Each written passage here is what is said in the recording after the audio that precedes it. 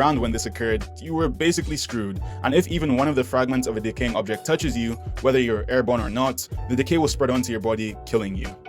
Decay is especially troublesome due to the fact that it ignores all forms of durability, even crushed through the use of domain expansion, which creates a separate space where Mahito's curse technique is instantly applied. This removes the whole "I have to touch you" thing and makes it so he can instantly eliminate anyone caught inside of the space. Unless you're only in there for like 0.2 seconds, your head is probably going to explode. What's up, everyone? I hope everyone's having a blessed day. As always, you're in the best place for reaction reviews and analytical analysis and breakdowns. I got a brand new video for you today. And today's video is the deadliest type of ability in anime by Pins is here. So let's get straight into it. The touch of death is a common trope in fictional storytelling and writing. The basic idea is that it is a technique that allows the user to instantly neutralize a target by simply hitting them in a specific area or with a specific strike. Basically, one touch and they're gone. Originating from Chinese martial arts, the idea has spread to movies, fighting game terminology, and of course, has even found its way into anime as a specific kind of ability. One shot, one kill. One-shot abilities are those capable of ending a character's life through a single use or activation. Typically, they have some inherent durability negation that makes it so regardless of how durable a character is, they will still be killed. One-shot abilities are usually built in with specific activation requirements, setups, or limitations so that the character in possession of them doesn't instantly become unstoppable. After all, if a character could just go around instantly killing anyone they wanted, that would remove all stakes and tension from the series. Though realistically, most of the time, if you plugged a controller into these characters' brains, you could probably solo the verse. The most common requirement tends to be simply touching their target, afterwards being able to activate their ability and instantly kill them. So it's like the cheese touch from middle school, except your opponent's brain explodes if you land the hit. Thus, most one-shot abilities suffer from the same weakness of being outranged, though some do find workarounds to avoid this. One-shot abilities are most commonly found in antagonists, due to their inherent capabilities for, mass murder. However, it's not too uncommon to find them in protagonists as well, specifically those who serve as the assassin archetype. Due to how inherently powerful they are, one-shot abilities have to be handled with a certain degree of care. Overuse them and you either have a protagonist who can solve all your problems, or an antagonist who just completely wipes out the main cast. But underuse them and your audience will begin to catch on to how underutilized either side's most powerful asset is. In this video, I'm going to be going over my favorite one-shot abilities from anime, going over how they function, their pros and their cons, as well as how they were used in the context of their story. If I didn't mention one of your favorite abilities, feel free to talk about it in the comment section down below. And if you enjoy the video, don't forget to like and subscribe. Anyway, let's get on with it. Let's get it. Within the world of quirks and heroes from My Hero Academia, there are actually two main options for one-shot abilities, both belonging to villains because this is a superhero world and killing the mass murderers is bad, most of the time anyway. There's Decay, which allows Shigaraki to break down anything he touches into dust, and Overhaul, which allows for very similar possibilities with the added bonus that the user can reconstruct matter into pretty much anything they want. Since Shigaraki is the main villain of the story, while I do like both abilities, I'll be mostly focusing on Decay. As previously stated, Decay is an ability of absolute destruction. Anything the user touches will crumble into dust without exception. Early on in the series, Shigaraki had several restrictions to balance the power. He needed to touch the target with all 5 fingers, it only works through his hands, and the decay was slow and required constant applications. It was a decent quirk, but nothing to write home about. As the series progressed, so did the ability. Through multiple awakenings, Shigaraki lost most of his restrictions, though his biggest boost in power came through the addition of a domino effect. If one decaying object was touching another, the decay would spread. In addition to an increase in the rates of decay, this allowed Shigaraki to essentially wipe out entire cities in an instant. If you were touching the ground when this occurred, you were basically screwed, and if even one of the fragments of a decaying object touches you, whether you're airborne or not, the decay will spread onto your body, killing you. Decay is especially troublesome due to the fact that it ignores all forms of durability. Even Crush the shield hero had absolutely no way to protect against it. Genuinely, if Aizawa, who has the ability to temporarily erase people's quirks, wasn't born in the same generation as Shigaraki, Shigaraki would have genuinely been unstoppable, especially in combination with all the other quirks and abilities he got. Decay perfectly and simply encapsulates the purpose of Shigaraki's entire character, Someone so hellbent Destruction. on destruction that they will stop at nothing until everything around them is erased. There's some great juxtaposition between Overhaul and Shigaraki, reflected through their abilities. The former wishes to rip society down before building it back up again, while the latter only wishes for pure destruction. Very, very And so the interesting. conflict for the villain side of the Overhaul arc is to see whose ideals comes out on top. I don't really have I just love powers. Just as a side note, I love powers especially when they're used, are kind of a reflection of who that character really is.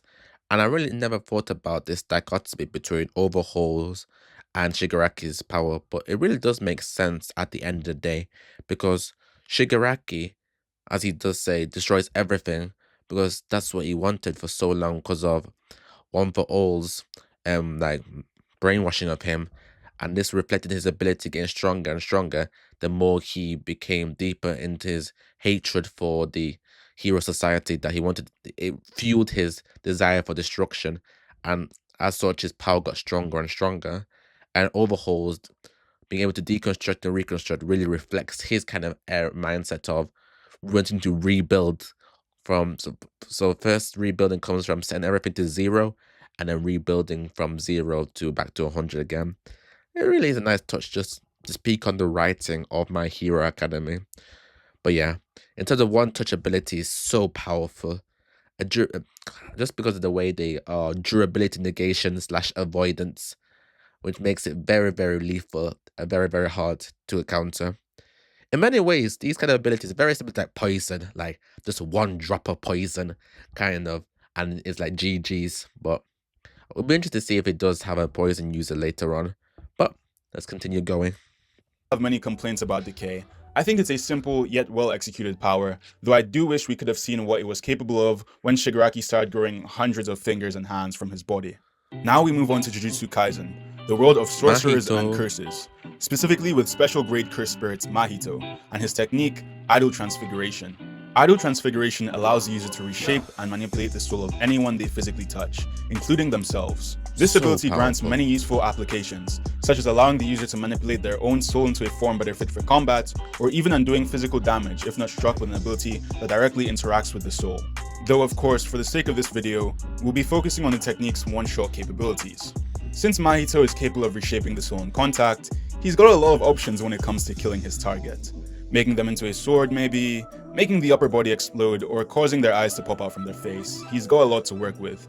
And to tell you a secret, this technique isn't a true one-shot in some cases, as some people are capable of resisting its effects through reinforcing their soul. But for all intents and purposes, it still gets the one-shot reward in the majority of the cast. This weakness is also removed through the use of domain expansion, which creates a separate space where Mahito's curse technique is instantly applied. This removes the whole "I have to touch you" thing and makes it so he can instantly eliminate anyone caught inside of the space.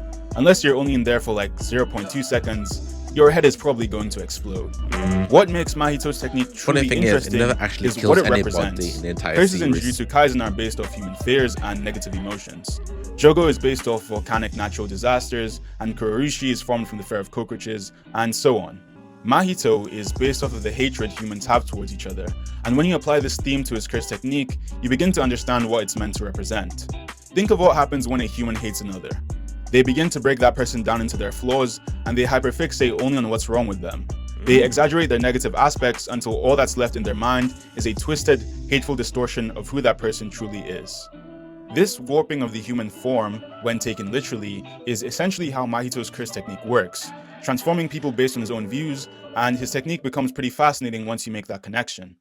Killer Queen is the stand of Yoshikage Bites Kira, the a dust. 33-year-old man who lives in the northeast section of Morio, where all the villas are.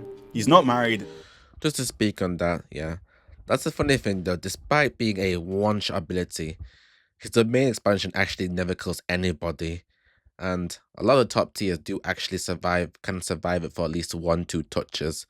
As shown as Nobara was able to survive it, and Nanami was also able to survive it, and obviously Yuji can counter it, and even someone like Toda was able to clash and was able to not be really damaged too toughly after multiple fights. So great ability, but almost as if the writer JJ kind of writ himself in the corner with that ability, because when it comes to actual any of the fights, it never really comes into play. He only really defeats fodder with it. But it would have been interesting to see how else he could have used it in terms of actually combat ability. But I guess that's just how it goes. And he works anyway. Killer Queen has 3 primary abilities or bombs, but the first and last are what can be considered as one-shot abilities. Killer Queen's first ability is Bomb Transmutation, allowing the user to change any object, inanimate or not, into a bomb simply by touching it. Once the user has touched an object, they or their stand can detonate the bomb by pressing their thumb down to mimic a detonator. This can be equally applied to organic and inorganic matter, so if a human being is charged as a bomb, once detonated, they of course instantly die. There's a surprising amount of versatility capable from this one ability, as Kira can charge other objects as bombs used as projectiles, or even have bombs instantly go off once someone comes into contact with them. But in terms of sheer lethality, turning people directly into bombs is undoubtedly the most potent. As is the case with all stands in JoJo, Kira's ability is a reflection of his inner psyche, specifically his desire to keep details about his murderous life a secret. And for a killer, the ability to instantly atomize a body down to the atomic level without so much as leaving a trace of their clothes or personal belongings might be the perfect power. And you might think that explosions are kind of counterintuitive, due to their loudness and brightness, though you have to remember that non-stan users are completely incapable of perceiving them. Even to stan users, the sound from the explosions is essentially silent. To step things up a bit, Killer Queen's third bomb is an even more refined evolution of this. Kira is capable of setting a target, which has to be a non-stan user, and if that target ever reveals his identity to anyone, those who receive the information will instantly explode, as time is then rewound an hour. Even in this new timeline, those who receive the information will explode at the exact same time they were meant to, eliminating anyone who could be a threat to Kira's identity. A truly terrifying power for a truly psychotic killer. One-shot abilities are inherently overpowered due to their ability to instantly kill other characters with something as simple as a touch. It takes a lot to properly balance them within the scope of a story, and while some authors take this simple approach and somehow make their main character immune to them, others use more creative methods to counter the abilities. Still, it remains as one of my favorite power archetypes, due to its raw coolness and lethality. Thank you for watching the video. If you enjoyed it, don't forget to slam down on that like button and subscribe while you're at it. Anyway, very interesting. Very interesting.